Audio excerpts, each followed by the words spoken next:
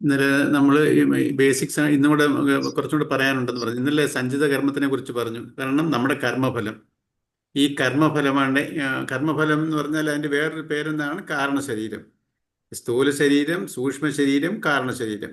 സ്ഥൂല ശരീരം എന്ന് പറഞ്ഞാൽ നമ്മുടെ കാണപ്പെടുന്ന ബോഡി, ശരീരം പഞ്ചഭൂതത്തിൽ നിർമ്മിതമാണ്. സൂക്ഷ്മ ശരീരം എന്ന് പറഞ്ഞാൽ എൻ്റെ മനസ്സിനെ പറയുന്ന, മനസ്സെന്ന് പറഞ്ഞാൽ 4 ഘടകങ്ങളുണ്ട്: മനസ്സ്, ബുദ്ധി, ചിത്തം, അഹങ്കാരം. ഇതിനെ സംസ്കൃതത്തില് ശാസ്ത്രങ്ങളിൽ അന്ധക്കരണം എന്ന് പറയുന്നു. ഈ അന്ധക്കരണത്തിനെയാണ് സൂക്ഷ്മ ശരീരം എന്ന് പറയുന്നത്. ബേസിക്കായിട്ട് ഇങ്ങനെ പഠിച്ചാൽ മതി. പക്ഷേ ഇതിന്റെ കൂടെ പിന്നെ ഇന്ദ്രിയങ്ങളൊക്കെ ഉണ്ട്. പക്ഷെ നമ്മൾ ബേസിക്കായിട്ട് ആദ്യം അറിയുമ്പോൾ ഈ അന്ധക്കരണം എന്ന് പറഞ്ഞാൽ ഈ 4 ചേർന്നതാണ്. അതിന്റെ കൂടെ ചില വേറെ ഈ ഇന്ദ്രിയത്തിന്റെ കാര്യങ്ങളൊക്കെ ഉണ്ട്. പക്ഷെ നമുക്ക് ബേസിക്കായിട്ട് ഒരു നോളജിന് വേണ്ടി ഇങ്ങനെ പഠിച്ചാൽ മതി: മനസ്സ്, ബുദ്ധി, ചിത്തം, അഹങ്കാരം. എൻ്റെ മനസ്സിനെയാണ് സൂക്ഷ്മ ശരീരം എന്ന് പറയുന്നത്. ഈ മനസ്സ് വെച്ചാൽ ഇതെല്ലാം ചിന്തകളാണ്. ഈ ചിന്തകൾ വന്നേക്കുന്നത് എൻ്റെ സംസ്കാരത്തിൽ നിന്ന്. ഈ സംസ്കാരമാണ് കാരണശരീരം, എൻ്റെ വാസനയാണ്. ഈ സഞ്ചിത കർമ്മം ആണ് എൻ്റെ വാസന. അതാണ് എൻ്റെ ഇപ്പം പ്രാരബ്ധമായിട്ട് മാറിയിരിക്കുന്നത്. അപ്പം ഈ സഞ്ചിത കർമ്മത്തിൽ ഈ എൻ്റെ ചിന്തകളെല്ലാം വരുന്നത് ഈ സംസ്കാരത്തിൽ നിന്നാണ്, വാസനയിൽ നിന്നാണ്, എൻ്റെ ഇഷ്ടാനിഷ്ടങ്ങളിൽ നിന്നാണ് എൻ്റെ ചിന്തകൾ ഉത്ഭവിക്കുന്നത്. അപ്പം അതിനെ കാരണശരീരം എന്ന് പറയുന്നു. ഇപ്പം സ്ഥൂല ശരീരം, സൂക്ഷ്മ ശരീരം, കാരണശരീരം, ഇത് മൂന്നും ആണ് എൻ്റെ ഭൗതികമായുള്ള ഒരു ഘടകം. പക്ഷേ ഇത് മൂന്നും ആയിക്കഴിഞ്ഞാൽ ഞാനാകുന്നില്ല. ഈശ്വരന്റെ അംശം, പരമാത്മ ചൈതന്യം അല്ലെങ്കിൽ ഈശ്വരൻ, ഈ പരമാത്മ ചൈതന്യത്തിന്റെ അംശം എൻ്റെ കാരണശരീരത്തിൽ പ്രതിഫലിക്കുമ്പോഴാണ് ജീവാത്മാവ് പ്രകടമാവുന്നത്. ഈ ജീവാത്മാവ് എന്തിനു വേണ്ടി പ്രകടമാവണം? ഈ സഞ്ചിത കർമ്മം കൊണ്ടാണ് ഒരു ശരീരത്തോട്ട് വരുന്നത്. അപ്പം ഈ സഞ്ചിത കർമ്മം എന്ന് വെച്ചാൽ എൻ്റെ നല്ലതും ചീത്തയുമായുള്ള അനുഭവങ്ങൾ അനുഭവിക്കാനാണ് ഞാൻ ഈ ജന്മം എടുത്തിരിക്കുന്നത്. നല്ല സത്കർമ്മങ്ങളുടെയും ദുഷ്കർമ്മങ്ങളുടെയും ഫലമായിട്ട് ഞാൻ അക്വയർ ചെയ്ത്, ഞാൻ സഞ്ചയിച്ചു കൊണ്ടുവന്ന് കർമ്മഫലം അനുഭവിക്കാൻ ഞാൻ ജന്മം എടുക്കുകയാണ്. അപ്പം ഈ സഞ്ചിത കർമ്മമാണ് എൻ്റെ ജന്മത്തിന് കാരണമായത്. ആ സഞ്ചിത കർമ്മം എന്ന് പറഞ്ഞാൽ നല്ലതും ചീത്തയുമുള്ള അനുഭവങ്ങളിൽ ഈ ജീവാത്മാവായ ഞാൻ അനുഭവിക്കണം. ഈശ്വരന്റെ അംശമാണ് ഞാൻ. പക്ഷേ ഈ ഈശ്വരന്റെ അംശമായ ഞാൻ അഴുക്കിലിരിക്കുകയാണ്. ഈശ്വരനാണെങ്കിൽ പരിശുദ്ധമാണ്. ശുദ്ധ ശുദ്ധബോധത്തിനെയാണ് ഈശ്വരൻ എന്ന് പറയുന്നത്. നമ്മുടെ ശുദ്ധബോധമല്ല, വാസനയിൽ അധിഷ്ഠിതമായ ബോധമാണ്. എൻ്റെ ചിന്തകൾ ചിന്തയാണുള്ളത്. പക്ഷെ ആ ചിന്തയല്ല, എൻ്റെ വാസനയുള്ള ചിന്തകളാണ്, ഇഷ്ടാനിഷ്ടങ്ങളിലുള്ള ചിന്തകളാണ്. ഈശ്വരനിൽ ഇഷ്ടവും അനിഷ്ടവും ഒന്നുമില്ല, നിർഗുണമാണ്. അത് ശുദ്ധബോധമാണ്. ഈ ശുദ്ധബോധത്തിനെയാണ് നമ്മൾ പരമാത്മ എന്ന് പറയുന്നത്, അല്ലെങ്കിൽ ഈശ്വരൻ എന്ന് പറയുന്നത്. അതുകൊണ്ട് പ്രജ്ഞാനം ബ്രഹ്മ എന്നൊക്കെ നമ്മൾ അതൊക്കെ ഇങ്ങനെയൊക്കെ കേട്ടിട്ടുണ്ടല്ലോ. പ്രജ്ഞാനം ബ്രഹ്മ, ശുദ്ധബോധമാണ് ബ്രഹ്മം. അപ്പം ഈ പരമാത്മ ചൈതന്യം, ഈശ്വരന്റെ ഒരു അംശം എൻ്റെ കാരണ ശരീരത്തിൽ പ്രതിഫലിക്കുമ്പോഴാണ് ജീവാത്മാവുന്നത്. ഈ ഈശ്വര ചൈതന്യം എൻ്റെ വാസനയോട് ചേരുന്നതാണ് ജീവാത്മാവ്. അപ്പം ഈ ജീവാത്മാവ് ഇത് ഇത് ഇത് ഓഫ് ചെയ്യും. ജീവാത്മാവ് ശരീരത്തിൽ, എൻ്റെ കാരണശരീരത്തിൽ പ്രതിഫലിക്കുമ്പോഴാണ് ഈ ജീവാത്മാവ് ഉടലെടുക്കുന്നത്. ഈ ജീവാത്മാവ് എന്തിനിവിടെ ജനിച്ചു? ജനനം എടുക്കുന്നു നല്ലതും ചീത്തയുമായ അനുഭവങ്ങളെ അനുഭവിക്കാനാ. എങ്ങനെ അനുഭവിക്കും ഈ ജീവാത്മാവ്? അതിന് 2 ഉപകരണങ്ങൾ ആവശ്യമാണ്. അതാണ് മനസ്സെന്ന് വെച്ചാൽ മനസ്സ്, ബുദ്ധി, ചിത്തം, അഹങ്കാരം. നമ്മൾ മനസ്സ് മലയാളത്തിൽ പറയുന്ന മനസ്സ് അല്ലെങ്കിൽ അന്ധക്കരണവും, അതാണ് സൂക്ഷ്മ ശരീരവും. പിന്നെ സ്ഥൂല ശരീരവും, കാണപ്പെടുന്ന ശരീരവും, കാലുകളും കയ്യും ഒക്കെ. ഇത് നമ്മൾ ഓരോ കർമ്മത്തിൽ കൂടെ ഈ അനുഭവങ്ങൾ എനിക്ക് വരണം. മനസ്സും ശരീരവും ഇല്ലെങ്കിൽ എനിക്ക് അനുഭവങ്ങളില്ല. അപ്പം ഈ അനുഭവം ജീവാത്മാവിനെ അനുഭവിക്കാനാണ് ഈ 2 ഉപകരണങ്ങൾ. അപ്പം ഇതാണ് എൻ്റെ ജീവിതം. ഈ അനുഭവങ്ങളിലൂടെ ഈ ജീവാത്മാവ് എടുക്കുമ്പോഴേ അനുഭവങ്ങൾ, നല്ലതും ചീത്തയും അനുഭവങ്ങളെ എങ്ങനെ അനുഭവിക്കും? എൻ്റെ സൂക്ഷ്മ ശരീരത്തിൽ കൂടെയും സ്ഥൂല ശരീരത്തിൽ കൂടെയും. ഇങ്ങനെ ഉണ്ടാകുമ്പോഴേ അതുമായിട്ടുള്ള ഇന്ററാക്ഷനാണ് എൻ്റെ ജീവിതം എന്ന് പറയുന്നത്. ജീവിതം എന്ന് പറഞ്ഞാൽ ഇതേ, എൻ്റെ അനുഭവങ്ങൾ, നല്ലതും ചീത്തയുമായ കർമ്മഫലം അനുഭവിക്കുമ്പോൾ കർമ്മങ്ങളിൽ കൂടാണ്. ഇപ്പൊ നമുക്കൊരു ചീത്ത അനുഭവം വരണമെന്നുണ്ടെന്ന് ഇരിക്കട്ടെ, എനിക്ക് ഒരാളെ നിന്ന് അടി കിട്ടണം. അതിനൊരു കാരണം ഉണ്ടാവും. ഒരാളെ എന്നെ വന്ന് അടിക്കും. ഇപ്പം നമ്മൾ വിചാരിക്കും, എന്തിനാ ഞാൻ ചുമ്മാതെ പോയോ, എന്നെ എന്തിനാ അടിച്ച്? ഇതിന്റെ പുറകിൽ ഒരു നമ്മളൊക്കെ അറിയത്തില്ല. നമ്മുടെ ബുദ്ധിയിൽ തന്നെ അറിയാം ഈ കാർമിക് എഫക്ട്. നമ്മൾ സാധാരണ ബുദ്ധിയിൽ ഇതൊന്നും മനസ്സിലാവത്തില്ല. അതേസമയത്ത് ഈ ശാസ്ത്രങ്ങളെല്ലാം പഠിച്ച്, ഇപ്പം എക്സാമ്പിൾ പറയാം. ഈ ആലുവയിൽ ഒരു കേസിൽ ഞാൻ വായിച്ചൊരു ന്യൂസാണ്. ഒരു പ്രതിയെ അന്വേഷിച്ച് തെറ്റിദ്ധരിച്ച് വേറൊരാളെ അറസ്റ്റ് ചെയ്യുന്നു. ഒരു പേരിലുള്ള ഒരു പ്രതിയെ അന്വേഷിച്ച് പോലീസാണ് അതേ പേരിലുള്ള ഒരു വേറൊരു വ്യക്തിയെ അറസ്റ്റ് ചെയ്തുകൊണ്ട് പോകുന്നു. അവിടെ ചോദ്യം ചെയ്തതിനിടയിൽ ആ ഉപദ്രവിക്കുമ്പോഴേ അതിനിടയിൽ മരിച്ചു പോകുന്നു. അയാൾ ഒരു തെറ്റും ചെയ്തിട്ടില്ല. അയാളുടെ കർമ്മഫലമായത് ആരെ കുറ്റം പറയും? പോലീസിന്റെ അനാസ്ഥയാണ്. പക്ഷേ ഒരു തെറ്റും ചെയ്യാത്ത ഒരാളെ, ഒരു ഒന്നിനും ഇല്ലാത്ത ഒരാളെ വേറൊരാളെന്ന് കരുതി അറസ്റ്റ് ചെയ്തുകൊണ്ട് പോയി ചോദ്യം ചെയ്തതിനിടയിൽ അയാൾ മരിച്ചു പോകുന്നു. അപ്പം ഇത് ഇപ്പം അതുപോലെ അഹമ്മദാബാദ് പ്ലെയിൻ ആക്സിഡന്റില് ഒരു സ്ത്രീ ആ ഫ്ലൈറ്റിന് മിസ്സായി. ട്രാഫിക്കിൽ ആ സ്ത്രീ ആ ഫ്ലൈറ്റ് മിസ്സായി. ആ സമയത്ത് ആ സ്ത്രീ എങ്ങനെ വിചാരിച്ചു കാണും? എങ്ങനെ കേസ് ചെയ്ത് കാണും? UK ഫ്ലൈറ്റ് ടിക്കറ്റ് എടുത്തിട്ട് ആ പോകേണ്ടത് എത്രയോ എന്തെല്ലാം പ്ലാനിങ് ഒക്കെ ഉണ്ട്. ആ ഫ്ലൈറ്റ് മിസ്സാവുമ്പോൾ ആ സ്ത്രീയുടെ മാനസികാവസ്ഥ എന്താ? അതിന് നമ്മൾ ശപിക്കും, കേഴ്സ് ഇത്. പക്ഷേ അത് കണ്ടല്ലോ, ആ ഒരു ഫ്ലൈറ്റ് മിസ്സായതുകൊണ്ട് അവരുടെ ജീവൻ രക്ഷിക്കും. ഇതെല്ലാം കർമ്മഫലമാണ്. കർമ്മഫലത്തിൽ എന്ത് വരും അത് വന്നിരിക്കും. നമ്മൾ അതുപോലെ തന്നെ ആ ഫ്ലൈറ്റിൽ നിന്ന് ഒരാൾ രക്ഷപ്പെട്ടു. ഈ ഫ്ലൈറ്റിനിടയിൽ നിന്ന് ആ സീറ്റ് നമ്പർ 11 ഇരുന്ന ആൾ സീറ്റോടുകൂടി തെറിച്ച് പോയി വീണ് അയാൾ നടന്നു പോന്നു. ഇതെല്ലാം കർമ്മഫലമാണ്. നമ്മളിത് വരിക്കും ഈശ്വരൻ നമ്മളെ രക്ഷിച്ചു അല്ലെങ്കിൽ ഈശ്വരൻ നമ്മളെ ശിക്ഷിച്ചു എന്നൊക്കെ വിചാരിക്കും. ഇത് നമ്മുടെ തന്നെ കർമ്മഫലമാണ്. നമ്മൾക്കൊരു ചൊല്ലുണ്ടല്ലോ, വാളെടുത്തവൻ വാളാൽ. ഒരു ഗുണ്ട മരിക്കുന്ന വേറൊരു ഗുണ്ടയിൽ കൂടെ ആയിരിക്കും. ഇതുപോലാണ് ഏതിനും ഒരു കോസ് ആൻഡ് എഫക്റ്റ് ആണ് ഇവിടെ നടക്കുന്നത്. ഈശ്വരൻ നിർഗുണ, ഇതെല്ലാം നടക്കുന്നത് ഈശ്വര ചൈതന്യത്തിലാണ്. ഈശ്വരന്റെ ഇതിലാണ് നടക്കുന്നത്. പക്ഷേ ഞാൻ ചെയ്ത പ്രവൃത്തിയുടെ ഫലമാണ് ഞാൻ അനുഭവിക്കുന്നത്. ഒരു ഈശ്വരനും എനിക്ക് തരുന്നതല്ല. നമ്മൾ ഈശ്വരനെ പഴിചാരും. അപ്പം ഈ സഞ്ചിത കർമ്മത്തിലാണ് എൻ്റെ ജീവിതം നടക്കുന്നത്. അപ്പൊ ഈ സഞ്ചിത കർമ്മം ഞാൻ അനുഭവിക്കാൻ ബാധ്യസ്ഥനാണ്.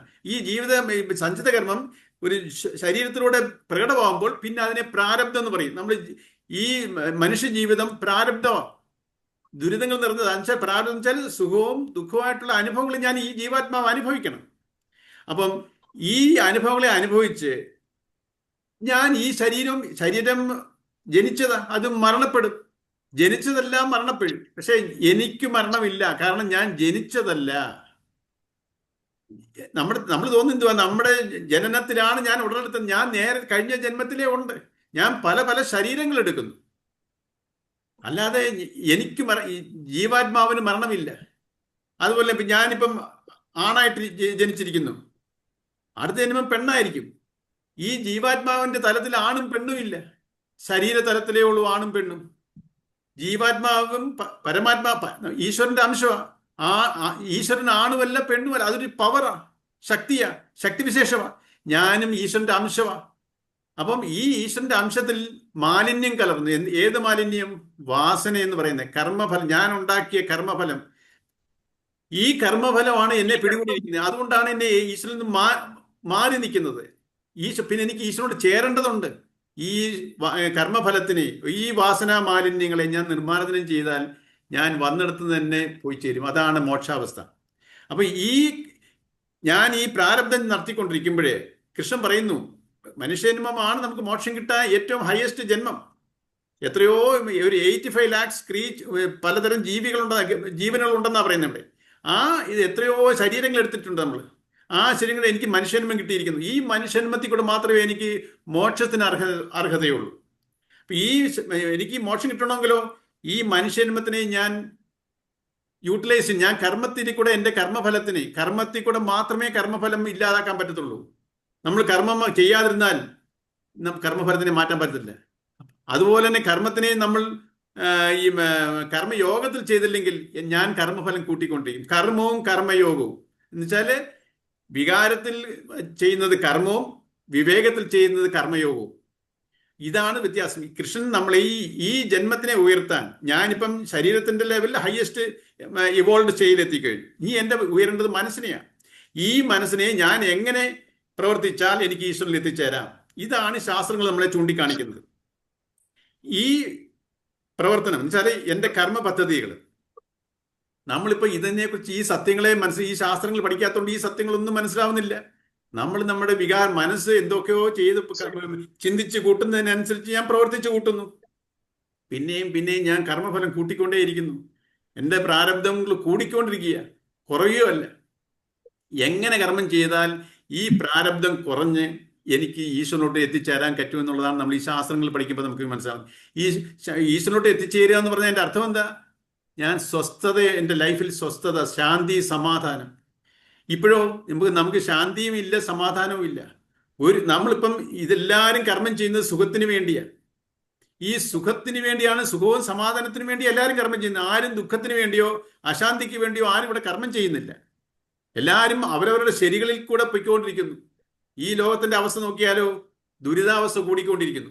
എല്ലാവരും അവരവരുടെ ശരികളാ ചെയ്യുന്നത്. ഞാൻ തെറ്റ് ചെയ്യുന്നു എന്ന് പറഞ്ഞ് ഒരു മനുഷ്യനും ഇവിടെ തെറ്റ് ചെയ്യുന്നില്ല. അതിന് അവരവരുടേതായ ജസ്റ്റിഫിക്കേഷൻസ് ഉണ്ട്. നമ്മൾ ശരികളിൽ കൂടെ അല്ല കർമ്മം ചെയ്യേണ്ടത്, നമ്മൾ ധർമ്മത്തിലായിരിക്കണം. മമധർമ്മമാണ് ഇത് നമ്മളെ. ഇപ്പൊ എന്താണ് ഈ ധർമ്മം എന്നുള്ളത് കൊണ്ടുവരണം.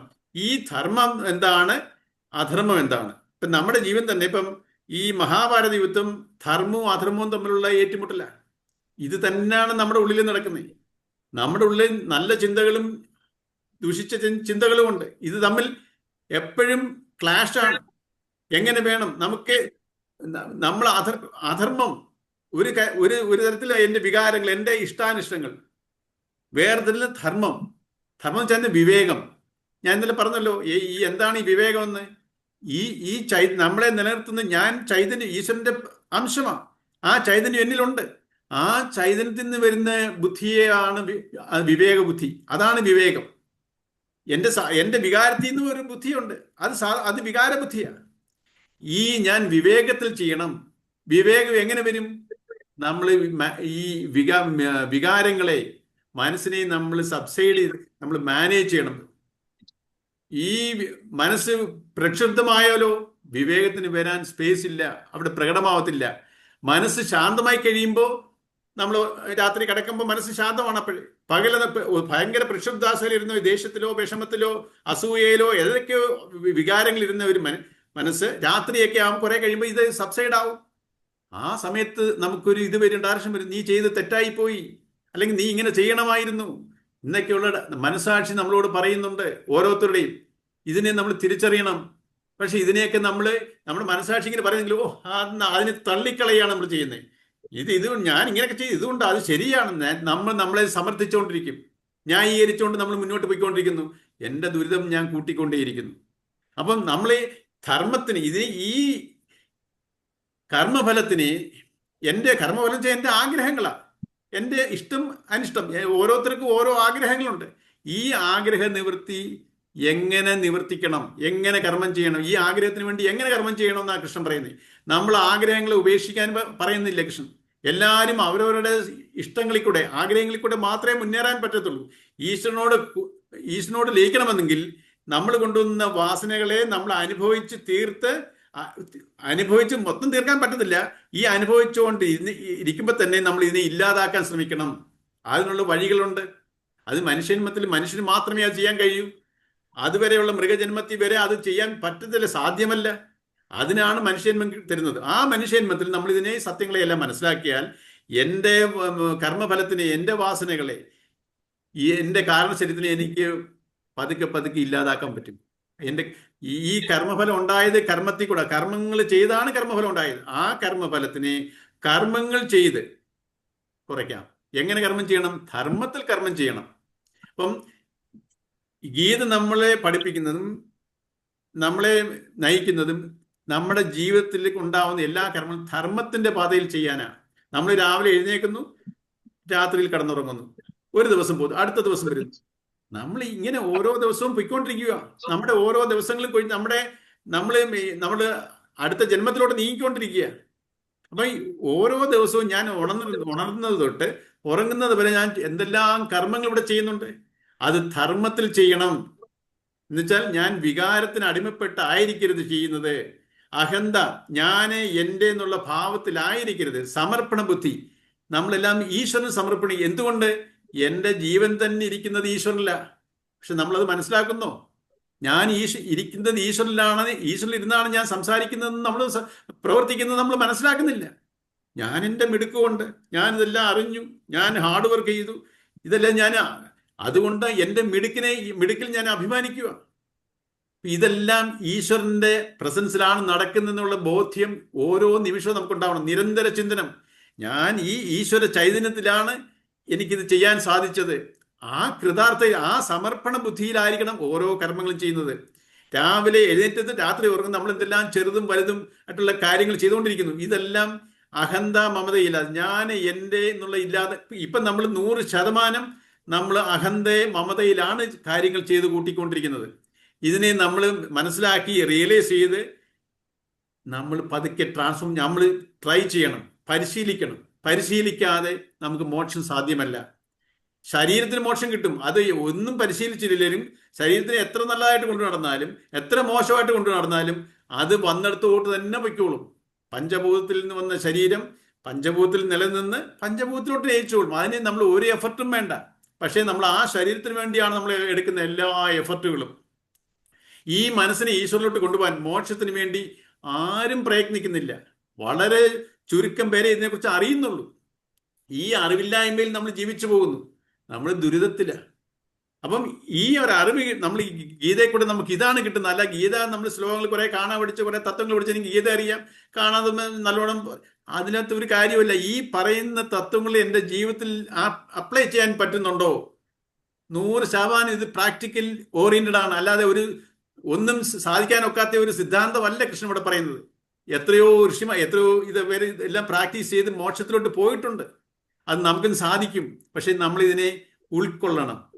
അപ്പൊ ഈ ധർമ്മത്തിന്റെ പാതയിൽ ചരിക്കണം. ധർമ്മം എന്ന് വെച്ചാൽ എന്താ? നമുക്ക് അതിനൊരു ഡെഫിനിഷൻ ഇല്ല. ധർമ്മം എന്ന് വെച്ചാൽ നമുക്കിപ്പോൾ അറിയാം, സദാചാരം. ഞാൻ നല്ലപോലെ ജീവിക്കുന്നു, മറ്റുള്ളവരെ സഹായിക്കുന്നു, ദാനം ചെയ്യുന്നു, തീർത്ഥാടനം ചെയ്യുന്നു, ഞാൻ എൻ്റെ ജീവിതത്തിലെ എല്ലാവരെയും കുടുംബത്തിനെ നന്നായി നോക്കുന്നുണ്ട്. ഇതൊരു സദാചാരമാണ്. ഈ സദാചാരമല്ല ധർമ്മം. ഞാൻ ഏത് കാര്യത്തിലും ഞാൻ എൻ്റെ എന്നുള്ളൊരു ചിന്ത. നമ്മൾ സ്വാർത്ഥനാണ്, എല്ലാവരും സ്വാർത്ഥരാണ്.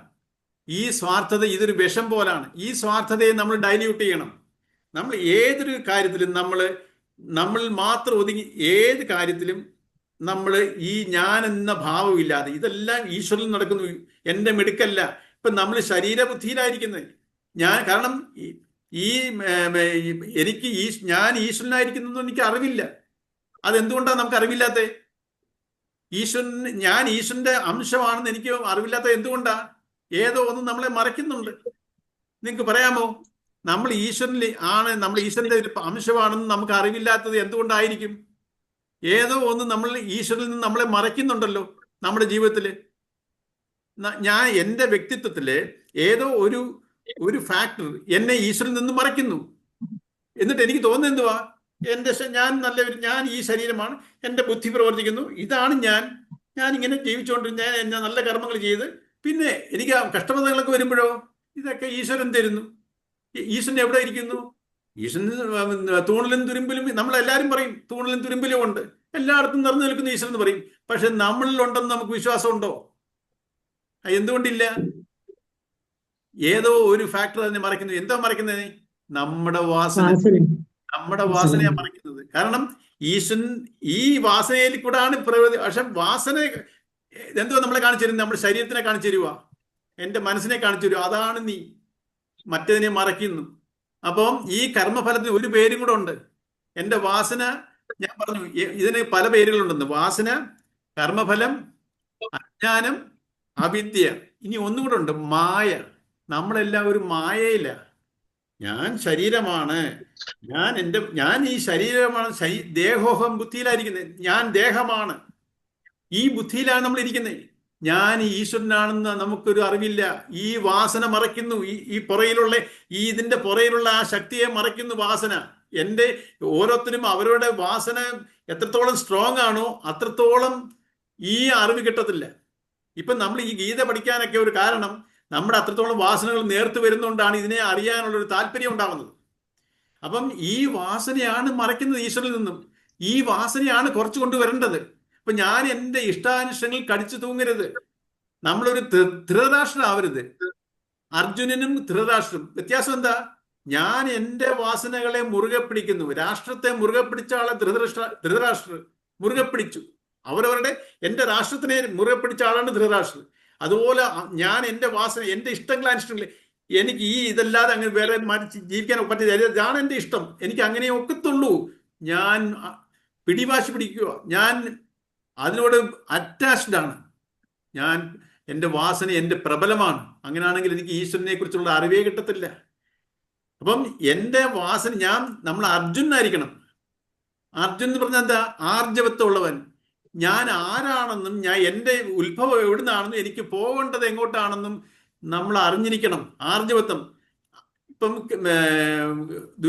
അർജുനൻ യുദ്ധകളത്തിൽ വന്നു. ആദ്യം വന്ന് ഭയങ്കര ഒരു ഏറ്റവും വലിയ വില്ലാളി വീരന. അത് ആദ്യം അർജുനൻ പറയുന്നത് എന്തുവാ? കൃഷ്ണ, രഥം രണ്ടുപേരുടെയും രണ്ട് സൈന്യത്തിന്റെ ഇടയിൽ കൊണ്ടു നിർത്തി ഞാനൊന്ന് കാണട്ടെ, എന്നോട് ആരാണ് യുദ്ധത്തിന് ചെയ്യാൻ വന്നിരിക്കുന്നത്? ഒരു അഹംഭാവത്തിലാണ് പറയുന്നത്. അപ്പൊ കൃഷ്ണൻ മനഃപൂർവ്വം കൊണ്ടുവന്ന് ഈ രഥം നിർത്തുന്നത് ഭീഷ്മരുടെയും ദ്രോണാചാര്യരുടെയും മുമ്പിലാണ്. ദുര്യോധനന്റെ മുമ്പിൽ കൊണ്ട് നിർത്തത്തില്ല. കാരണം അറിയാം, ഈ അർജുനൻ വീക്കാണ്, മെന്റലി വീക്കാണ്. ഈ മുത്തച്ഛനെയും ഗുരുവിനെയും കണ്ടപ്പോ അർജുൻ ഇതൊക്കെ നേരത്തെ, ഇതെല്ലാം ഒരു വലിയ പെട്ടെന്നുണ്ടായ ഒരു സംഭവമല്ല ഇത്. എന്തെല്ലാം ഇതിന്റെ പുറകിൽ ഒരു ബാക്ക്ഗ്രൗണ്ട് ഉണ്ട്. എന്നിട്ടും ഈ കൊണ്ട് എന്നിട്ട് കൃഷ്ണൻ പറയും, അർജുന നീ കണ്ടോളൂ, നിന്നോട് യുദ്ധം ചെയ്താൽ വന്നിരിക്കുന്നതാണ് നിന്റെ പിതാമഹനും ദ്രോണരും നിന്റെ ബന്ധുമിത്രാദികളുമാണെന്ന് പറയുമ്പോൾ, എന്നെ ഈ വലിയ ആളാക്കിയ ഗുരുവിനും അല്ലെങ്കിൽ ഈ പിതാമഹനെയും കൊന്നിട്ട് വേണോ ഞാൻ ഈ രാജ്യം എനിക്ക് കിട്ടാൻ? നേരെ നമ്മളെല്ലാം കൂടി നമ്മൾ പറയുന്ന ന്യായങ്ങളെല്ലാം അർജുനൻ പറയുന്നു. അർജുന വിഷാദയോഗത്തിൽ നമുക്ക് ശരിയാന്ന് തോന്നും. പക്ഷേ ഈ അർജുനൻ പറയുന്നതെല്ലാം അധർമ്മത്തിലുള്ള കാര്യങ്ങളാ. ധർമ്മചിന്ത കൃഷ്ണൻ ധർമ്മചിന്തയാണ് അർജുനൻ ഉപദേശിക്കുന്നത്. അത് നമ്മൾ ഉൾക്കൊള്ളണം. നമ്മൾ നമ്മുടെ ന്യായങ്ങളാണ് അർജുനൻ ആദ്യത്തെ ചാപ്റ്ററിൽ പറഞ്ഞു തുടങ്ങിയത്. ഇതെല്ലാം കൃഷ്ണൻ സൈലന്റ് ആയിട്ടിരുന്ന് കേട്ടോണ്ടിരുന്നു. ഇതെല്ലാം കേട്ടിട്ടാണ് പിന്നെ തുടങ്ങുന്നത്. അപ്പോ ഇതുപോലെ ഈ അർജുന അതിനുള്ള ആർജവത്വം കാണിച്ചു. അർജുനൻ കൃഷ്ണനോട് ചോദിക്കുന്നുണ്ട്, കൃഷ്ണ എനിക്കറിയത്തില്ല ഏതാണ് ശ്രേയസ്കരം എന്ന് എനിക്കറിയത്തില്ല. ഒരു ഗുരുവിന്റെ സ്ഥാനത്ത് ഉപദേശിച്ചാലും, അല്ലാതെ അർജുനൻ കൃഷ്ണ എനിക്കിത് എന്നെയും വേണ്ട, ഈ യുദ്ധം വേണ്ട, ഞാൻ പോവാണ്, തിരിച്ചു പോവാണ്, ഒന്നും ആലോചിക്കുന്നില്ല, എന്റെ ഗുരുവിനെയും ശിഷ്യനെ കൊന്നിട്ട് എനിക്ക് രാജ്യം വേണ്ട എന്നൊക്കെ ആദ്യം പറഞ്ഞിട്ട് വണ്ടി തിരിച്ചോളൂ എന്ന് പറഞ്ഞാൽ അവിടെ യുദ്ധം പിന്നെ ഇല്ല. അതേസമയത്ത് എനിക്ക് അറിയുന്നില്ല, ഞാൻ തളരുന്നു, എനിക്ക് ശ്രേയസ്കരം എന്താണെന്ന് പറഞ്ഞു ഒരു കൃഷ്ണ എന്ന് ഒരു ആർജവത്വം കാണിക്കുകയാണ്. ഇതേ ധൃതരാഷ്ട്ര ഗീത സഞ്ജയൻ പറഞ്ഞപ്പോ സഞ്ജയൻ ഈ ധൃതരാഷ്ട്രക്കും പറഞ്ഞു കൊടുത്തു ഗീത. ആ ഗീത ഉൾക്കൊണ്ടിരുന്നെങ്കിൽ ഈ യുദ്ധം ധൃതരാഷ്ട്രയോട് നിർത്താമായിരുന്നു.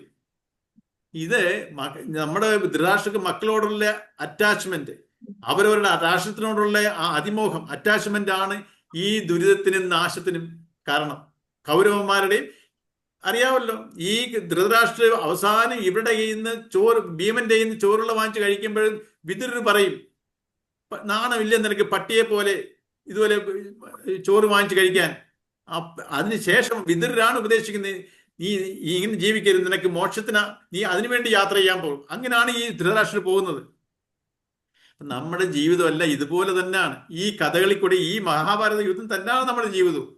ഇതിലെ ഈ കഥാപാത്രങ്ങളെല്ലാം നമുക്ക് ചുറ്റുമുള്ളതും നമ്മളിൽ കൂടെ ഉള്ള വിചാരങ്ങളാണ്. ഇതെല്ലാം നമ്മൾ ഇതിനെയെല്ലാം ഉൾക്കൊണ്ടാൽ, ഈ കഥകളിൽ കൂടെ പോകുമ്പോൾ ഇതിന്റെ എല്ലാം ആ പ്രിൻസിപ്പിളിന്റെ തത്വങ്ങളെ ഉൾക്കൊണ്ടാൽ നമ്മുടെ ജീവിതത്തിനും ട്രാൻസ്ഫോർമേഷൻ വരും.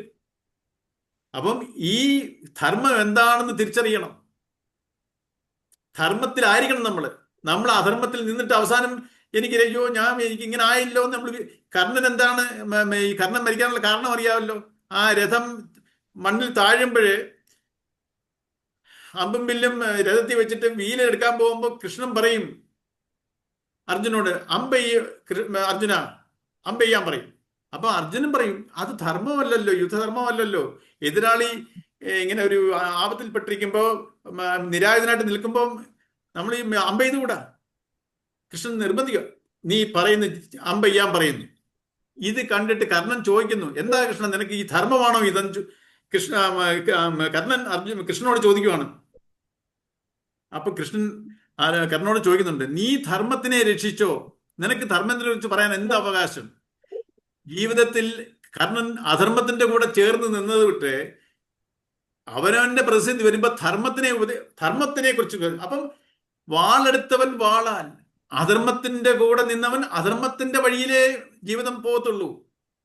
അവിടെ ധർമ്മം രക്ഷിക്കാൻ പറ്റത്തില്ല. ഇതാണ് അതിന്റെ പ്രിൻസിപ്പിൾ. നമ്മൾ ധർമ്മത്തിലാണെങ്കിൽ നമ്മളെ ധർമ്മം രക്ഷിച്ചിരിക്കും. അതാണ് കൃഷ്ണൻ. കൃഷ്ണൻ എന്ന് പറഞ്ഞ ഒരു ഒരു ശക്തിയാണ്. Every action there is an equal and opposite reaction. ഇതൊരു ഒരു പ്രിൻസിപ്പിൾ, തത്വമാണ്. ഈശ്വരനെ തത്വത്തിൽ ഗ്രഹിക്കണം. കൃഷ്ണൻ പറയുന്നുണ്ട്, എന്നെ നീ കൃഷ്ണൻ സ്വന്തം അച്ഛനും അമ്മയോടും പറഞ്ഞിരുന്നുള്ളൂ ജനിക്കുമ്പോൾ, നിങ്ങൾ എന്നെ മകനായിട്ട് ജനിച്ചു, പക്ഷെ നിങ്ങൾ എന്നെ തത്വത്തിൽ കാണണം. തത്വമാണ് ഈശ്വരൻ, അല്ലാതെ ഒരു വ്യക്തിയല്ല. അവതാരമാണ് കൃഷ്ണൻ. കാരണം ആ പരമാത്മ ചൈതന്യത്തിന്റെ ഒരു ഇൻകാർണേഷനാണ്, അവതരിച്ചതാണ്. ഈ അറിവെല്ലാം ഉണ്ട്, പക്ഷെ ഒരു മനുഷ്യ ജന്മമാണ്. തത്വത്തിലാണ് ജീവിതം. ഈശ്വരൻ എന്ന് പറയുന്ന തത്വമാണ്, പ്രിൻസിപ്പിളാണ്. ആ പ്രിൻസിപ്പിളാണ് ഇതെല്ലാം ഓടിക്കൊണ്ടിരിക്കുന്നത്. നമ്മുടെ നോക്ക്, നമ്മുടെ ശരീരത്തിനുള്ളിൽ എന്തെല്ലാം നടക്കുന്നു, എന്തെല്ലാം ഒരു ഇന്റലിജൻസ്. ആര് നിശ്ചയിച്ചത്? ഒരു വ്യക്തി നിശ്ചയിച്ചതാണോ? ഇതല്ല. ആ ശക്തി വിശേഷമാണ് നമ്മളെ നയിച്ചുകൊണ്ടിരിക്കുന്നത്. നമ്മളുള്ളിൽ തന്നെ നമ്മൾ അറിയാത്ത എന്തെല്ലാം ടെക്നോളജി നടക്കുന്നു. ആരുടെ കൺട്രോളിലാണ് ഇതൊക്കെ പോയിക്കൊണ്ടിരിക്കുന്നത്? ഈ ഒരു ശക്തിയെ നമ്മൾ തിരിച്ചറിഞ്ഞ് നമ്മുടെ ഉള്ളിൽ തന്നെ ഈശ്വരനുണ്ട്. നമ്മുടെ ഉള്ളിൽ ഞാനെന്ന ജീവാത്മാവും ഉണ്ട്, പരമാത്മാവും എന്നിൽ രണ്ടുമുണ്ട്. കാരണം പരമാത്മാവ് ദേശകാല പരിമിതികളില്ലാതെ വ്യാപിച്ചു കിടക്കുന്നു, ഒരു സ്പേസില്ലാതെ. അത് എന്നിൽ കൂടെയും ആ പരമാത്മാവിന്റെ അംശമാണ് ഈ എന്റെ വാസനയിൽ റിഫ്ലക്റ്റ് ആയിരിക്കുന്നത്. ഇപ്പൊ ഞാൻ സെപ്പറേറ്റ് ആയിട്ട് നിൽക്കുന്നുണ്ട്, എന്നിൽ തന്നെ പരമാത്മാവും ഉണ്ട്, ഞാൻ ജീവാത്മാവായിട്ട് മാറി നിൽക്കുന്നു. എനിക്ക് അതിലോട്ട് ലയിക്കണം. എന്റെ വാസനയാണ് തടസ്സമായിട്ട് നിൽക്കുന്നത്. ഈശ്വരനും എനിക്കും ഈ ജീവാത്മാവിന്റെ ഇടയ്ക്ക് നിൽക്കുന്ന വ്യക്തി ഈ വാസനയാണ്. വാസന മാറിയ ഞാനും പരമാത്മാവും. ഇതൊരു പരമമായ സത്യമാണ്, അല്ലാതെ ഒരു സിദ്ധാന്തമല്ല. ഇതൊരു നമ്മുടെ അനുഭവത്തിൽ കൂടെ അനുഭവിക്കാൻ പറ്റുന്നതാ. ഈ ശക്തിവിശേഷത്തിനെ നമുക്ക് അറിവിൽ കൂടെ പറയാം. ഈ ശാസ്ത്രങ്ങളെല്ലാം ചൂണ്ടിക്കാണിക്കുകയാണ് ചെയ്യുന്നത്. അതിനെ എക്സ്പ്ലെയിൻ ചെയ്യാൻ പറ്റത്തില്ല. മധുരത്തിനെ എക്സ്പ്ലെയിൻ ചെയ്യാൻ പറ്റുമോ? മധുരത്തിനെ ഒരാൾക്ക് പറഞ്ഞ് മനസ്സിലാക്കാൻ പറ്റുമോ? മധുരം കഴിച്ചിട്ടില്ലാത്ത ഒരാളെ ഈ മധുരം ഇങ്ങനെ, ലഡു ഇങ്ങനെ ഇരിക്കും, ഇതായിരിക്കും മധുരം എന്നുള്ളത് എക്സ്പ്ലെയിൻ ചെയ്ത് കൊടുക്കാൻ പറ്റുമോ? അയാൾക്കത് അനുഭവിക്കുമ്പോൾ മനസ്സിലാവും അതാണ് മധുരമെന്ന്. എന്ന് പറയുന്ന പോലെ നമ്മൾ ഈ കൃഷ്ണൻ ഈ ധർമ്മത്തിൽ ചരിക്കുമ്പോൾ നമുക്ക് മനസ്സിലാവും ഈ ധർമ്മമാണ്, സത്യമാണ് കൃഷ്ണൻ, അതിന്റെ കർമ്മമാണ് ധർമ്മം. ഈശ്വരൻ എന്ന് പറയുന്നത് സത്യം. സത്യം എന്ന് പറഞ്ഞാൽ നമ്മൾ എന്തുവാ വിചാരിച്ചിരിക്കുന്നേ? സത്യമായിട്ടുള്ളത് ഈ പ്രപഞ്ചത്തിൽ ഒന്നേ ഉള്ളൂ, സത്യം. സത്യത്തിന്റെ അർത്ഥം എന്താ? മാറ്റമില്ലാത്തത്. മാറ്റമില്ലാത്തതിനെയാണ് സത്യം എന്ന് പറയുന്നത്. പരമാത്മ ചൈതന്യത്തിന് മാത്രമേ ഉള്ളൂ മാറ്റമില്ലാത്തത്. ബാക്കിയെല്ലാം ഇവിടെ മാറുന്നതാ, എല്ലാം മാറ്റങ്ങൾ സംഭവിക്കുന്നതാ. ഈ സത്യത്തിന്റെ കർമ്മ പദ്ധതിയാണ് ധർമ്മം. ഈ ധർമ്മത്തിലൂടെ ചരിച്ചാലും നമുക്ക് പരമാത്മ ചൈതന്യത്തിൽ എത്തിച്ചേരാം, സത്യത്തിൽ എത്തിച്ചേരാം. സത്യമായി തീരുന്നു. പരമാത്മ ചൈതന്യം എന്ന് വെച്ചാൽ സത്യമാണത്, അതൊരു ട്രൂത്താണ്. അതിനെ ഒരു സിദ്ധാന്തമല്ല. സത്യം ഒരിക്കലും, അതിനെ പറഞ്ഞിട്ടുണ്ട്, സത്യം ഒരിക്കലും നശിക്കത്തില്ല. അതുകൊണ്ടാണ് സനാതന ധർമ്മം ഏത് കാലത്തും. സനാതന ധർമ്മം എന്താ? വാല്യൂസ് ആണ്, വാല്യൂ ബേസ്ഡ് ആണ്, അല്ലാതെ ആരും ഉണ്ടാക്കിയെടുത്തതല്ല. ഈ ഹ്യൂമൻ വാല്യൂസ് ആണ്. അത് ആരും ഉണ്ടാക്കിയെടുത്തല്ല. ഈ പ്രപഞ്ചം മാനിഫെസ്റ്റ് ആയപ്പോൾ തന്നെ ഉണ്ടായതാണ്. യജ്ഞഭാവമൊക്കെ നമ്മൾ പഠിക്കും. E's equal to mc². നമ്മൾ സയൻസ് പഠിച്ചിട്ടുള്ളവർക്കറിയാം, E's directly proportional to mass. ആ പ്രൊപ്പോർഷണാലിറ്റി കോൺസ്റ്റന്റ് മാറ്റുമ്പോഴാണ് നമ്മൾ ഒരു c² ഇടുന്നത്, ഒരു കോൺസ്റ്റന്റ് ഇടും. E's equal to mc². അല്ലെങ്കിൽ E's directly proportional to mass. Energy mass ആവും, മാസ് എനർജി ആവും. ഈ എനർജി ആണ് പ്രപഞ്ചമായി മാറിയത്. ആ പ്രപഞ്ചം തിരിച്ചും എനർജിയിൽ ഡിസോൾവ് ആവും. ഇതെല്ലാം സയൻസ് ആണ്. നമ്മൾ ഈ വെറും ഏതോ ഒരു സിദ്ധാന്തമല്ല ഇത് യൂണിവേഴ്സൽ ട്രൂത്ത്. ഇത് ആരും ഉണ്ടാക്കിയതല്ല. ഇതിനൊരു ഈവൻ കൃഷ്ണൻ പറയുന്നുണ്ട്, ഈ കൃഷ്ണൻ ഇതെല്ലാം കൃഷ്ണന്റെ അല്ല. കൃഷ്ണൻ എത്രയോ ഇതെല്ലാം നേരത്തെ ഋഷികൾ പറഞ്ഞിട്ടുണ്ട്, ഇവിടെ നടന്നു വരുന്നു. ഈശ്വരൻ അർജുനോട് പറയുന്നുണ്ട്, ഇതെല്ലാം ഈ സൂര്യനെ ഉപദേശിച്ചു കൊടുത്തു. അപ്പം ഇതൊക്കെ പറഞ്ഞു, ഇതിനെ ഒരു ദേശകാല പരിമിതികളില്ലാതെ നടക്കുന്ന ഒരു പരമമായ സത്യമാണിത്. അത് ആരുടെയും ഒരു സ്രഷ്ടാവ്, ഈ പ്രിൻസിപ്പിളിന് ആരും ഒരു ഓതർ ഇല്ല, ആരും ഉണ്ടാക്കിയ ഒരു പ്രിൻസിപ്പിൾ അല്ല ഇത്. യൂണിവേഴ്സിൽ നിലനിൽക്കുന്ന ഒരു സത്യമാണ്. ഈ സത്യത്തിലാണ് ഞാനും നിലനിൽക്കുന്നത്. നമ്മളെല്ലാവരും ഓരോരുത്തരും നിലനിൽക്കുന്ന ഈ ശക്തിയിലാണ്. പക്ഷെ നമ്മൾ ആ ശക്തിയെ അറിയുന്നില്ല. നമ്മൾ വേറെ എവിടെയോ അമ്പലങ്ങളിലോ ഈ വിഗ്രഹങ്ങളിലെ കണ്ട് അവിടാണ് ശക്തി, ഇവിടാണ് ശക്തി. നമ്മൾ ഓരോ ദൈവങ്ങളെ ഒരു സിനിമയിൽ ലോഹിദാസിന്റെ ഒരു സിനിമയിൽ പറയും, ഒരു ചോക്കുമലയിൽ ഇരിക്കുന്നവന് ഒരു ചോക്ക് കഷ്ണം തേടി പോകുന്ന പോലെയാണ് നമ്മൾ ഈശ്വരനെ തേടി പോകുന്നത്. നമ്മൾ ഓരോരോ നമ്മൾ ഈ പരമായ സത്യങ്ങളെ മനസ്സിലാക്കി എൻ്റെ കർമ്മത്തിനെ ഞാൻ റിഫോം ചെയ്താൽ, പരിവർത്തനം ചെയ്താൽ, ഞാൻ ധർമ്മത്തിന്റെ പാതയിൽ വന്നാൽ എനിക്ക് സ്വസ്ഥതയും സമാധാനവും ഉണ്ടാവും. അപ്പൊ ധർമ്മം എന്താണെന്ന് നമ്മൾ മനസ്സിലാക്കണം. ഈ അഹന്ത മമതയില്ലാതെ ചെയ്യുന്ന എല്ലാ കർമ്മവും ധർമ്മമാണ്. നമ്മൾ ഡെയിലി രാവിലെ എഴുതി രാത്രി ഉറങ്ങുന്നവരെ എന്തെല്ലാം ചെറിയ ചെറിയ കാര്യങ്ങൾ ചെയ്യുന്നുണ്ട്. ഇതെല്ലാം നമ്മൾ ഞാൻ എൻ്റെ എന്നുള്ള ഭാവമില്ലാതെ സമർപ്പണ ബുദ്ധിയിൽ ചെയ്യണം. ഞാൻ നേരത്തെ പറഞ്ഞിട്ടുണ്ട്, രാവിലെ ഒരു ചായ ഇടുമ്പോൾ നമുക്ക് ധർമ്മത്തിലും അധർമ്മത്തിലും ചായ ഇടാം. നമുക്ക് രാവിലെ എല്ലാം ചെയ്യുന്നവർ ചായ ഇടും. ആ ചായ ഇടുന്നത് പോലും നമുക്ക് ധർമ്മത്തിലും ചെയ്യാം, അധർമ്മത്തിലും ചെയ്യാം. നമ്മളൊരു ദോശ ഇഡ്ഡലി ഉണ്ടാക്കുന്നു, അത് ധർമ്മത്തിലും ചെയ്യാം, അധർമ്മത്തിലും ചെയ്യാം. നമ്മുടെ ഏത് ആഗ്രഹങ്ങളും ധർമ്മത്തിലും ചെയ്യാം, അതേ ആഗ്രഹം ധർമ്മത്തിലും ചെയ്യാം, അതേ ആഗ്രഹം അധർമ്മത്തിലും ചെയ്യാം. അപ്പൊ ഇതിനെ നമ്മൾ മനസ്സിലാക്കുക, എന്താണ് ധർമ്മം എന്ന്. അതിന്റെ പുറയിൽ ഒരു അഹന്താമമത ഫാക്ടർ ഉണ്ടെങ്കിൽ അത് അധർമ്മമാണ്. എൻ്റെ വികാരത്തിൽ അടിമപ്പെട്ടാണ് ഞാൻ കർമ്മം ചെയ്യുന്നതെങ്കിൽ, എൻ്റെ ഇഷ്ടാനിഷ്ടമാണെങ്കിൽ അത് എൻ്റെയാണ്. ഞാൻ എന്നത് അഹംഭാവമാണ്. ഈശ്വര ചൈതന്യം, ഞാൻ ചൈതന്യം ഈശ്വരനാണ്. അത് വിവേകത്തിലേ നമുക്കിപ്പോൾ ചെയ്യാൻ പറ്റുള്ളൂ. ഞാൻ ഈശ്വരന്റെ അംശമാണെങ്കിൽ എനിക്ക് വിവേകത്തിലായിരിക്കും ഞാൻ കർമ്മം ചെയ്യുന്നത്. ഈ സത്യങ്ങളെ നമ്മൾ റിയലൈസ് ചെയ്യണം. ഈ ധർമ്മത്തിന് ഒരു കഥ പറഞ്ഞ് മനസ്സിലാക്കണം.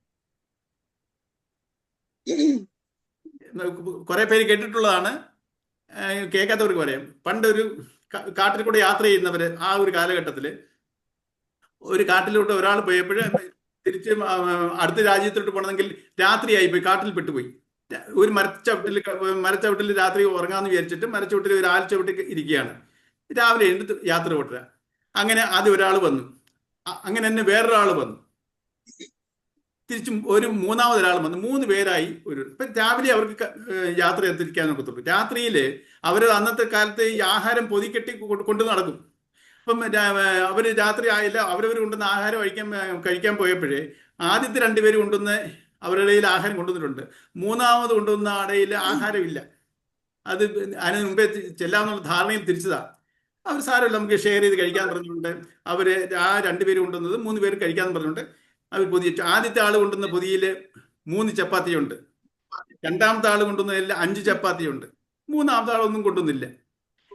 5, 3, 8 ചപ്പാത്തിയുണ്ട്. 3 പേരുണ്ട്. അത് എല്ലാവരും 3 പേര് എടുക്കണമല്ലോ, തുല്യമായിട്ട് എടുക്കാമെന്ന് പറഞ്ഞപ്പോൾ ഒരാൾ പറഞ്ഞു, നമുക്ക് ഓരോ ചപ്പാത്തിയും 3 മുറിക്കാമെന്ന് പറഞ്ഞു. സോ 3 ചപ്പാത്തി ഓരോന്ന് 3 മുറിച്ചപ്പോൾ 9 പീസ് കിട്ടി. 5 ചപ്പാത്തി ഓരോന്ന് 3 മുറിച്ച് 15 കിട്ടി. 15, 9, 24 പീസ് കിട്ടി. ഓരോരുത്തരും 8 പീസ് എടുത്തു. എല്ലാവരും തുല്യമായിട്ട് ആഹാരം കഴിച്ച് കിടന്ന് ഉറങ്ങി. രാവിലെ ഈ മൂന്നാമത് വന്ന അയാൾ നേരത്തെ എഴുന്നേറ്റ് പോയി. അയാൾ നേരത്തെ യാത്ര തുടർന്നു. ഇപ്പോൾ പോയപ്പോൾ അങ്ങയുടെ പൈസ ഉണ്ടായിരുന്നു. കുറച്ച് പൈസ ഒരു കിഴി കെട്ടി വെച്ചിട്ട്, നിങ്ങളിത് പങ്കിട്ടെടുത്തോളൂ, വളരെ ഉപകാരം, എനിക്ക് ആഹാരം തന്നതിനും പറഞ്ഞുകൊണ്ട് അയാൾ എഴുതി വെച്ചിട്ട് പോയി. പോയിട്ട് കുറച്ച് കഴിഞ്ഞപ്പോൾ എഴുതി നോക്കിയപ്പോൾ ഇങ്ങനെ ഒരു കുറിപ്പടി കൊണ്ട് നോക്കിയപ്പോൾ 8 സ്വർണ്ണ നാണയം ഇരിക്കുന്നു. നിങ്ങൾ പങ്കിട്ടെടുത്തോളൂ എന്ന് എഴുതിയിട്ടുണ്ട്. അപ്പം ഒരാൾ പറഞ്ഞു, നമുക്കിത് പങ്കിട്ട് നമ്മൾ 4 എടുക്കാം. ഈ 3 ചപ്പാത്തി കൊണ്ടുവന്ന ആൾ പറഞ്ഞു, നമുക്ക് 4 എടുക്കാം. അപ്പം 5 ചപ്പാത്തി കൊണ്ടുവന്ന ആളും പറഞ്ഞു, ശരി, നമുക്ക് 4 എടുക്കാം, 2 പേരല്ലേ ഉള്ളൂ. അപ്പം 4 8 എടുക്കാൻ ഇങ്ങനെ വിചാരിച്ചപ്പോൾ ഈ 5 ചപ്പാത്തി കൊണ്ടുവന്ന ആൾ വിചാരിച്ചു, ഞാൻ 5 ചപ്പാത്തി കൊണ്ടുവന്നില്ലയോ, അവൻ 3 ചപ്പാത്തി അല്ലേ കൊണ്ടുവന്നുള്ളൂ, നീ 3 സ്വർണ്ണ നാണയം എടുക്ക്, ഞാൻ 5 സ്വർണ്ണ നാണയം എടുക്കാം, അതല്ലയോ എൻ്റെ ശരി ചോദിച്ചു. അന്ന് ആദ്യത്തെ ആൾ പറഞ്ഞു, അയാൾ 2 പേരല്ലേ ഉള്ളൂ, പങ്കിട്ടെടുക്കാൻ പറഞ്ഞു. നമ്മൾ ഇന്നലെ 8 ചപ്പാത്തി ഉണ്ട്, 9 പേരുണ്ടായിട്ട് അത് മുറിച്ചൊക്കെ എടുത്തത്. ഇപ്പം നമ്മൾ പങ്കിട്ടൊക്കെ 4 എടുക്കാൻ ഒക്കുമല്ലോ. അതിന് മറ്റേ ആൾ പറഞ്ഞാലല്ലേ, ഞാൻ 5 കൊണ്ടുവന്നു, നീ 3 കൊണ്ടുവന്നുള്ളൂ, 3ഉം 5ഉമായിട്ട് എടുക്കാം. അത് തമ്മിലൊരു തർക്കമായി. അപ്പൊ അവർ ന്യായാധിപനോടേക്ക് പോയി. ഈ കഥകളെല്ലാം കേട്ടിട്ട് ന്യായാധിപൻ പറഞ്ഞു, ഈ 3 ചപ്പാത്തി കൊണ്ടുവന്ന ആള് 1 സ്വർണ്ണ നാണയം എടുക്കുക, 5 ചപ്പാത്തി കൊണ്ടുവന്ന ആള് 7 സ്വർണ്ണ നാണയം എടുക്കുക എന്ന് പറഞ്ഞു. അതെന്താ ഇങ്ങനെ പറഞ്ഞേ? അതിന്റെ ഒരു ലോജിക്ക് എന്തുകൊണ്ടാണ് ഇങ്ങനെ ഒരു വിധി വന്നേ, ന്യായം പറയുന്നേ? 3 ചപ്പാത്തി കൊണ്ടുവന്ന ആള് ഒരു സ്വർണ്ണ നാണയം എടുക്കാൻ പറയുന്ന, 3 ചപ്പാത്തി കൊണ്ടുവന്ന ആള് 9 പീസാക്കി ചപ്പാത്തി. നീ എത്ര പീസ് കൊടുത്തു? അയാൾക്ക് മൂന്നാമത് വന്ന അയാൾക്ക് ഒരു പീസ് കൊടുത്തു. 5 ചപ്പാത്തി കൊണ്ടുവന്ന ആളോ 15 പീസാക്കി. നീ എത്ര കഴിച്ചു? 8 പീസ് കഴിച്ചു. നീ എത്ര കൊടുത്തു? 7 പീസ് കൊടുത്തു. അപ്പൊ മൂന്നാമത് വന്ന ആൾക്ക് ഒരു പീസ് ഒരാൾ കൊടുത്തു, വേറൊരാള് 7 പീസ് കൊടുത്തു. അപ്പം ഒരു സ്വർണ്ണ നാണയവും 7 സ്വർണ്ണ നാണയമായിട്ട് വലിയ എടുക്കണ്ടേ? അപ്പോ ഒന്നാലോചിച്ച് നോക്കി, ഈ ഇതിന് 3 ആൻസർ ഉണ്ട്. 4 നാലായിട്ട് എടുക്കാം, 3 5 ആയിട്ട് എടുക്കാം, 1 7 ആയിട്ട് എടുക്കാം. ഇതെല്ലാം ശരികളാണ്. എല്ലാവർക്കും തോന്നുന്നുണ്ടല്ലോ ഇതെല്ലാം ശരികളല്ലേ? തെറ്റായിട്ട് ആരെങ്കിലും തോന്നുന്നുണ്ടോ? പക്ഷെ ഇതിലൊന്ന് മാത്രമാണ് ധർമ്മം. അത് ഏതാണെന്ന് പറയാൻ പറ്റുമോ ഈ കഥ മുന്നാടി നേരത്തെ കേൾക്കാത്തവർക്ക്?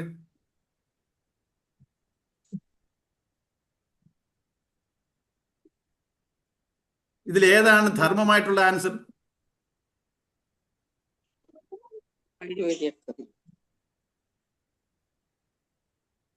ലളിതകുറിച്ച് പറയാമോ?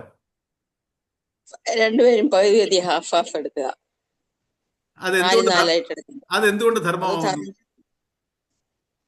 അത് ധർമ്മം അപ്പം ആദ്യത്തെ ആള് കുറച്ച് വിട്ടുകൊടുക്കുക എന്നുള്ള ഒരു മനസ്സ്, അങ്ങനെ എനിക്ക് തോന്നുന്നത്. 4-4 ധർമ്മം. പക്ഷെ അതിന്റെ കാരണം കൂടെ പറഞ്ഞാൽ നല്ലതായിരുന്നു. കാരണം രണ്ടുപേരും ഒരുപോലെ എടുത്തേക്കാം.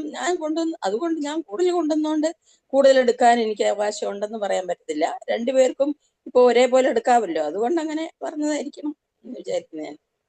മറ്റു 2 ആൻസറിലും 3 5 എന്നുള്ളതും 1 7 എന്നുള്ളതിനകത്തില് ഞാൻ അഹന്താ മമതയുണ്ട്. അതിനകത്തില് ഞാൻ 5 കൊണ്ടുവന്നു, നീ 3 കൊണ്ടുവന്നുള്ളൂ. ഒന്നിനും നീ 1 കൊടുത്തുള്ളൂ, നീ 7 പീസ് കൊടുത്തു. അതിന്റെ ആ 2 ആൻസറിന്റെ പുറകിൽ അഹന്തയും മമതയും ഞാൻ എന്റെ എന്നുള്ളതുണ്ട്. ഈ 4 എന്നുള്ള ആൻസറിൽ അഹന്ത മമതയില്ല. എല്ലാരും തുല്യ. ഇതാണ് എന്റെ റീസൺ. ഇതാണ് ധർമ്മം. നമ്മൾ ഓരോരുത്തരും നമ്മുടെ ശരികളിൽ കൂടെ പോവാണ്. പക്ഷെ ധർമ്മം ഒന്നൊന്നുണ്ട്. നമ്മുടെ കർമ്മത്തിന് അങ്ങനെ ഞാൻ പറഞ്ഞല്ലോ, ഒരു ചായ ഇടുന്നത് ധർമ്മത്തില. ഇതെങ്ങനെയാ ചായ ധർമ്മത്തിലിടുന്നേ അല്ലെങ്കിൽ അധർമ്മത്തിലിടുന്നേ? എങ്ങനെയാ?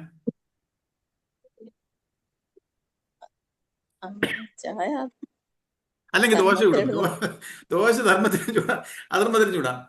നമ്മള് നിസ്സാര കാര്യങ്ങളാ. നമ്മൾ ധർമ്മം എന്ന് പറയുന്നത് ചിന്തിക്കുന്നത് എന്തുവാ? ഏതോ വലിയ വലിയ ധർമ്മങ്ങൾ ചെയ്യണം. നമ്മൾ വലിയ വലിയ പൂജകൾ ചെയ്യണം, അല്ലെങ്കിൽ നമ്മൾ ഒത്തിരി പേർക്ക് ദാനം ചെയ്യണം. ഓരോ ചെറിയ കർമ്മത്തിലും ഇതടങ്ങിയിരിക്കുന്നു. അതെ, ഇത് എന്റെ കർമ്മമാന്ന് മനസ്സിൽ വിചാരിച്ചത് എന്റെ അഹന്തയല്ല. ഇത് എന്റെ കർമ്മമാണ് ഞാൻ ചെയ്യുന്നതെന്ന് വിചാരിച്ചിട്ട് ചെയ്താ അത് അഹങ്കാരമല്ല. ഈ ചായ ഇട്ട് നമ്മൾ കൊടുക്കും.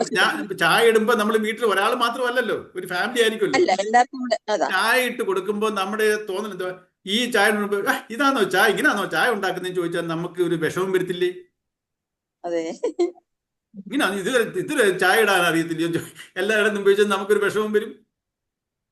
അത് നമ്മൾ ആ ചായ ഉണ്ടാക്കിയത് അഹന്താ മമതയിലായതുകൊണ്ടാണ് നമുക്ക് വിഷമം വരുന്നത്. നമ്മൾ ഈ ഉണ്ടായത് നല്ലതാണ്, എല്ലാവരും നല്ലതായിട്ട് ഞാൻ ഉണ്ടാക്കിയ നല്ലതാവും, നമുക്കൊരു അഹന്തയുണ്ട് അതിൽ. അതേ സമയത്ത് ഇതൊരു ഈശ്വരാർപ്പണമായിട്ട് ആ ഒരു മൈൻഡ് സെറ്റ് ആണെങ്കിൽ നമുക്ക് ഇങ്ങനെ ഒരു അഡ്വേഴ്സ് കമന്റ് വന്നാലും അല്ലെങ്കിൽ ഓ നല്ല സൂപ്പർ ചായ ഇതുപോലെ ആരും ഇടത്തില്ലെന്ന് പറഞ്ഞാൽ നമ്മൾ കുറച്ച് സന്തോഷിക്കത്തില്ലയോ? അപ്പോ ഞാനെന്നുള്ള ഭാവം ഉണ്ടാവും അവിടെ. അതുകൊണ്ടാണ് ആ കർമ്മത്തിൽ ഉണ്ടായിരുന്നു. അതുകൊണ്ടാണ് ദുഃഖിക്കുകയും സുഖിക്കുകയും എനിക്ക് സന്തോഷിക്കുകയും വന്നത് ഒരാൾ ഒരു കമന്റ് പറഞ്ഞപ്പോ. അപ്പൊ ഏത് ചെറിയ കാര്യത്തിലും അഹന്ത മമത ഉണ്ട് നമ്മളിപ്പോ ചെയ്യുന്നില്ല. ഇതിനെ നമ്മൾ ഈ സത്യങ്ങളെ മനസ്സിലാക്കി ഇതിനെ നമ്മൾ റിഫൈൻ ചെയ്യാൻ നമ്മുടെ കർമ്മങ്ങളെ റിഫൈൻ ചെയ്തു തുടങ്ങിയാൽ നമുക്ക് സ്വസ്ഥത വരും. അതൊരു പരമാർത്ഥ സത്യമാണ്. അല്ലാതെ ഇതൊരു ഗീതയിൽ എഴുതി വെച്ചേക്കുന്നുണ്ട് ശരി എന്നുള്ളതല്ല. ഓരോരുത്തരും ഇതിനെ റിയലൈസ് ചെയ്ത് മുന്നോട്ട് പോയാൽ നമുക്ക് ഈ സ്വസ്ഥത നമുക്ക് ആപ്ലിക്കബിളാണ്. ഇപ്പൊ സമയം കഴിയാറായി. നമുക്ക് നാളെ മൺഡേ 57ാമത്തെ ശ്ലോകം സാഖ്യയോഗം. ഇപ്പൊ ബേസിക്സ് ഒരുമാതിരി അറിയാം. പിന്നെ എവിടെയെങ്കിലും വരുമ്പോ പിന്നെയും നമുക്കൊന്ന് റിവൈസ് ചെയ്യാം.